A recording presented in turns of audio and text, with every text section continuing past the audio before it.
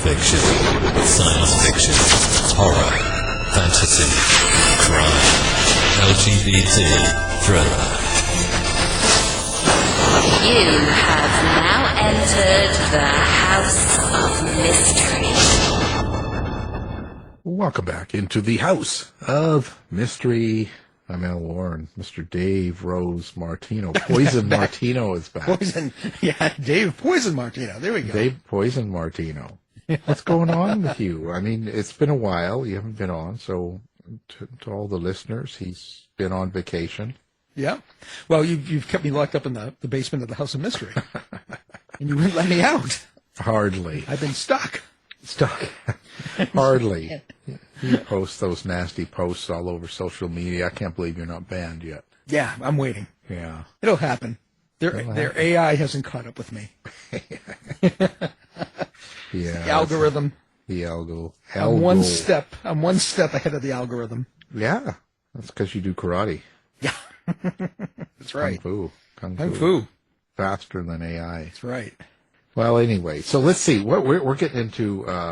Oh boy, this is not a romance novel we're talking about. Okay, just so you know, not a harlequin. Anyway, so we've got the book. It's called Caged, Book 2 in the Divide It series, and it's by C.C. Robinson. So thanks for being here, C.C. Thanks for having me, gentlemen. Oh, gentlemen, hardly. So what's going on with you since you were last on, C.C.? What's happened? You've got this other book out, but how fast do you write these? I've been a busy little bee. Writing it is not what takes a long time. It's editing it that takes a long time. So I wrote first draft of Cage before I ever released Divided. And then I rewrote it in the fall and have been working with my editors ever since. But yeah, Caged features Rose, who is a character in Divided, as are all my books. They feature all the same 4 characters, Marcos, Rose, Harriet, and Jason. But Rose gets herself into a bit of a pickle by asking too many questions and probing things that she ought not probe. And she ends up in a cage, as the name says and implies. She probes her pickle with the cage. In a cage. Oh, she sure does. All of that. So, what's the hardest part of the edit? Like when you say that's the biggest thing, what do you think the biggest challenge is during the edit process for you? Well, I'm a fast drafter, so I will write things like, I actually hate this, fix it all in a scene, or I will write things like, I know I need to have movement, but it doesn't have it right now, and I'll move on. And so all of those problems for later me, when I'm editing, become current me. And I have to solve them all. So it's a long process. I don't often completely rewrite in revisions, other than that, from that first draft to the second draft. So I'm mainly in that time smoothing out the prose. I'm looking at character arcs, making sure that they all make sense and that the transformation has really taken hold in the characters. And then I'm looking at the plot and making sure that I'm consistent throughout. And I will move scenes, 15 scenes around. So, consistency and continuity are an issue I have to deal with every time. Well, do you use any type of tools or systems, or do you have a series Bible? How do you keep track of that continuity? Because there's a lot to do and to layer and all that stuff. How does that work for you? Mm-hmm. I do have a series Bible, and I also use a tool called Plotter, and that tool allows me to move scenes around and change things on a global scale. And then in Scrivener, it's pretty easy to move things around, but I do track different, I would say, stats for each scene. Like, okay, what beat is this? Who's in it? Is there any reveal that's happening here, so that then I can later make sure that I'm not revealing something out of order, Yeah, that's great. When you talk about Rose as your character here, does she lead where she goes? Or do you kind of know where the character's going to go in this book, or does it just happen as the story unfolds? I would say with Rose, it's a negotiation. My characters do talk to me. They argue. In fact, Rose argues all the time. She knows everything, and she knows exactly what she wants. And if I disagree with that, she starts arguing. This sounds weird to some people who aren't authors, but this is how Rose is. But I have a general plan, and we've got to get from point A to point B eventually in the series. It's how we get there that is up for negotiation. And so in this book, I always knew that Rose was going to end up being kidnapped by her arch nemesis and then have to escape in order to prevent disaster from happening. And that in that captivity, she would find out a key piece of information. It was just sort of at issue was how we got there and then how we got free. And I was looking at a little bit easier get free, and Rose was like, no, I can do this. And so she's picked the hard way out, and that's okay. Do you have problems doing the action scenes? No, I use blocking techniques. And so I'll get a big piece of paper and draw on there where everyone is, and then with arrows and their little, I don't even use names. I just use like a little initial for their names, and then I will have them going all over the room or wherever they are. And so I keep track of complicated scenes like that. And sometimes fight scenes and that sort of scene can last over several chapters. And so you've got to keep track of where people are. So why dystopian? Like what's the draw for you? I think it's twofold, because I don't write just dystopian, I write young adult dystopian. And it's a big difference, because the dystopian genre is a very dark genre in overall, and it takes a societal ill and blows it up to the place where it's now controlling the society. And generally speaking, you have an oppressive government. There's some other constants in dystopian, and not all dystopian ends on a happy note.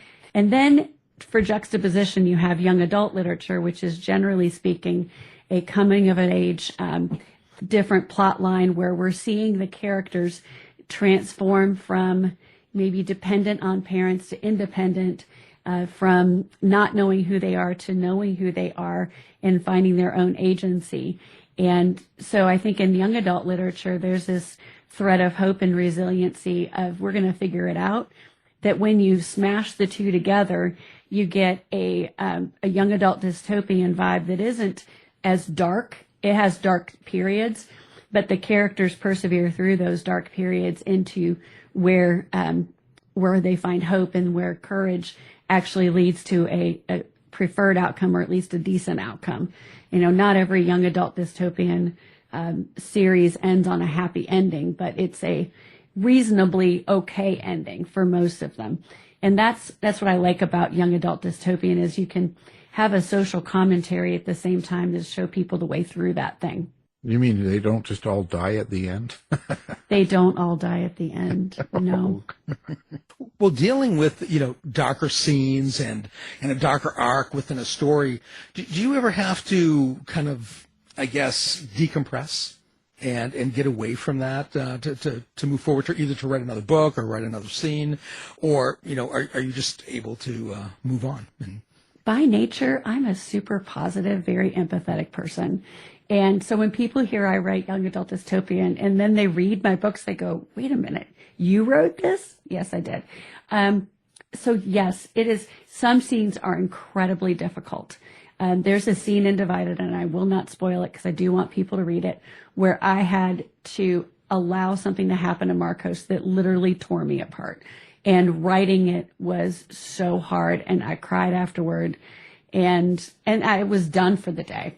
Like, that was it. That was the only scene I wrote for the day. And anytime I had to go back and revisit that scene, I knew that it was going to be the last thing I did for the day. It was just that upsetting to me. And I know that, like, when readers are reading it, they're also living in that space.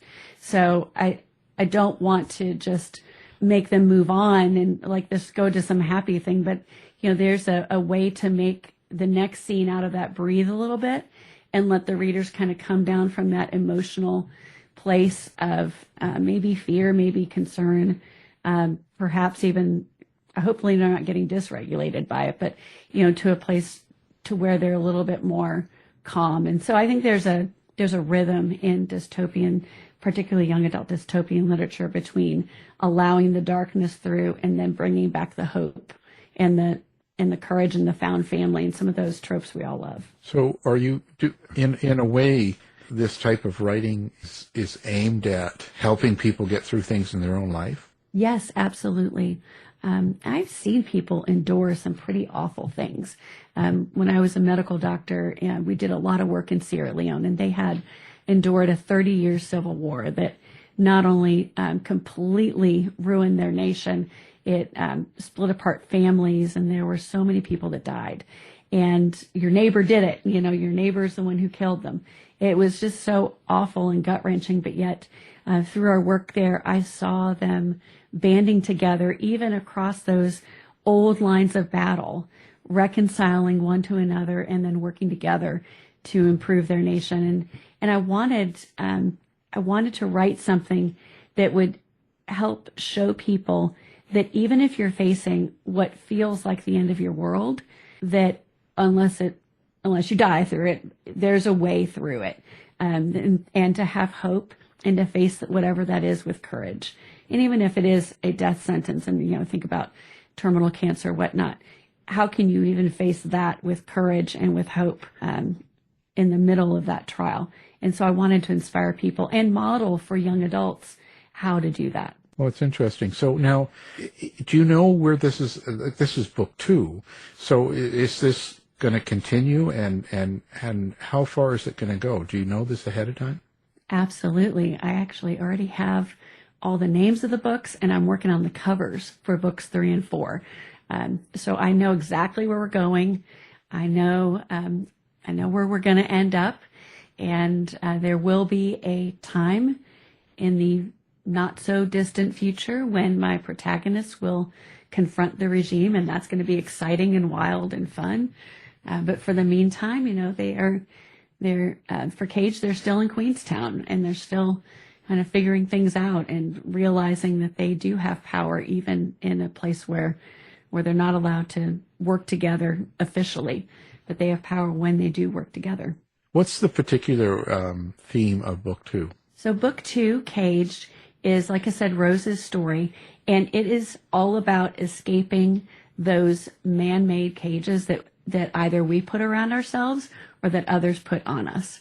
I feel like Divided was really deciding not to live behind walls, but in essence, Caged is a similar theme, but recognizing that there are societal cages that we all confine ourselves to. But what would it look like if we refuse to actually stay in them, to live lives free and have our own agency in those matters? So now, when exactly does this take place in the future? Do you have a particular date for this whole series? There's dates for every scene. I don't share those with the reader. It is generally speaking around 2070. So that will give you an idea about 45 years in the future.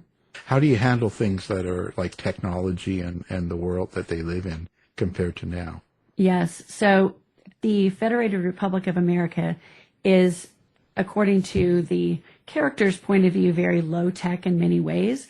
There's a chip that they can be tracked anywhere through.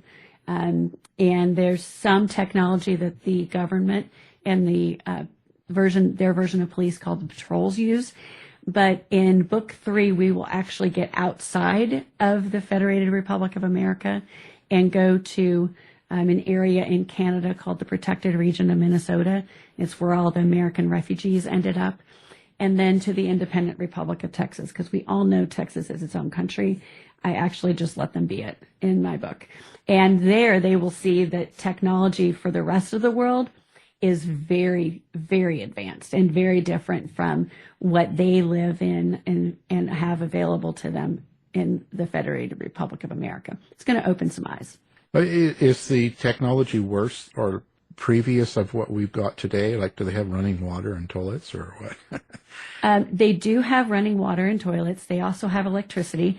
There was a period that they didn't have those things in the history of the Federated Republic of America because of the electromagnetic pulse that really crashed the United States and allowed my fictional Supreme Commander Martin to take power. And that whole scenario, then he brings in allies that are really our current enemies, and they rebuild the electrical grid, but only in certain places. And so the FRA is a very reduced version of our current United States, and the population is very, very reduced as well. But yeah, the technology and the living conditions will feel less advanced than even we have now. They don't use phones. They don't have their own, for the most part, laptops or tablets. Those are a thing only the most privileged or the highest access individuals in society will receive. No Facebook 2070. No social media. No social media, because the government doesn't want them to know how the other people outside of their area live. They don't want them having that contact. It's a way of control. And so this electromagnetic pulse that you say, do you kind of research things like that, or kind of advance things in order to explain them, or do you just create it all yourself? I do a lot of research. I am one of those authors that can deep dive into a hole and you won't see me for 2 weeks in the research area. That happened to me with Special Forces when I was writing Upheaval and deciding what branch of Special Forces Moses was going to be from. And he's an Army Ranger. But that took me about 2 weeks and a lot of reading and a lot of research to decide that. And for a minute there, he was going to be a Navy SEAL. So I do deep dives into research. And yes, I deep dove into the electromagnetic pulse and found out a lot of facts and had to revise my plot as a result of that. Well, in the same vein, with the speed of innovation, with technology and everything changing so quickly, has anything changed as you, technologically wise, as you've written the book, that's required you maybe to go back and revise? Not in the first 2 books, but in books 3 and 4, yes, absolutely. Because I wrote those first drafts back in 2022, and even 3 years later, there are things that are happening in the AI space in particular, and robot usage applications in the personal area that make what I had envisioned maybe only a thing of 10 years in the future. So I've got to reimagine a few of those. They're not central world building elements. They're the decoration of the world that make it seem realistic and plausible for something 45 years in the future. But now I've got to reimagine some elements. So no, we talked about this, and I noticed that you've got, it looks like 2 novellas. One was a prequel, and you've got another one that came out between book 1 and 2. So what's that all about? I adore the whole idea of a side quest, and that's borrowed from Dungeons and Dragons. But I just really love to know what's happening in other parts of the world that you've built, and so this has arisen out of my own love as a reader, but then wondering, okay, if I send a side character off and she's just gone, which I did with Rose's mother, Sophie, in book 1. It's interesting because several people email me, like, what's happening with Sophie? And it was on design because Sophie was doing something that ended up being the entire plot of Deception. And that's the novella that is between books 1 and book 2. And Sophie goes to the national headquarters of the underground, which is their resistance movement. And it provides the reader an opportunity to see an area of the world or an aspect of the whole situation that my main characters aren't going to have time to do. They're too busy. And so sending off one of the main characters to do that felt like it was it would take away from the overall plot of the series. But yet having a side character do that gives you the option to show what's happening there, to reveal some things that are going on behind the scenes, but in a way that is not a spoiler. And so those are the novellas. Right. And are you going to continue to do those throughout the series? I sure will. The next one will not be until after Betrayed, book 3. And that is going to be my chief villain's origin story and a little bit of what's happening from his point of view during books 1 and 2. So there won't be any spoilers for people who have read the series, but obviously if you read it, you're going to know what's going on before you read Divided or Caged or Betrayed. And then the 4th novella will be a very morally gray character who appears in book 1 and again in book 2. And we're wondering what she's up to, and that's Carrie. And her novella will absolutely contain spoilers, so it's not coming out until after book 4 United. What else you got going on? Do you write outside of this area, or do you stay right into this whole thing when you're doing this series? I've written some short stories, but right now this is my focus. Along with the ebooks and the paperbacks, I am working on audiobooks for Upheaval and Divided, and that is quite the production. So it takes a lot of time to produce audiobooks, to narrate and produce them. And I'm not narrating those two myself, but even working with the narrators takes a lot of time. Oh, yeah, it takes a while. You have to pick them out and make sure it sounds good and right. And if you do scenes and all that, it's a lot of work. Well, let's talk about how people find you, readers and fans and stuff. Do you have social media set up? Do you have a website? Where do people find Cece? I have all of the above. So the best place to connect with me is going to be on my website, ccrobinsonauthor.com. And if people join my underground newsletter list, they actually get Upheaval for free. And it's pretty exciting, and that's at least a 99-cent, if not a $2.99 value on Amazon, depending on how I'm pricing it at the time. But that's my gift to readers who join my list. And then any social media, I am most present on Instagram, but my handle everywhere is at CC Robinson Author. Oh, fantastic. Now, this book, the book 2, it comes out on June 25th, I believe? It will be June 23rd. I'm moving up the publication date by a week. So, yeah, the 23rd. Mm-hmm. Everybody waiting, you get it a week earlier. It all happens here. Well, what can I say? We thank you for being here. And the book, Caged, it's book 2 in the Divided series. And our guest is the author, C.C. Robinson. Thank you. Thank you so much. Thanks, Cece. This has been a production of the House of Mystery Radio Show. To find out more about our show, guests, or hosts, go to our website at houseofmysteryradio.com.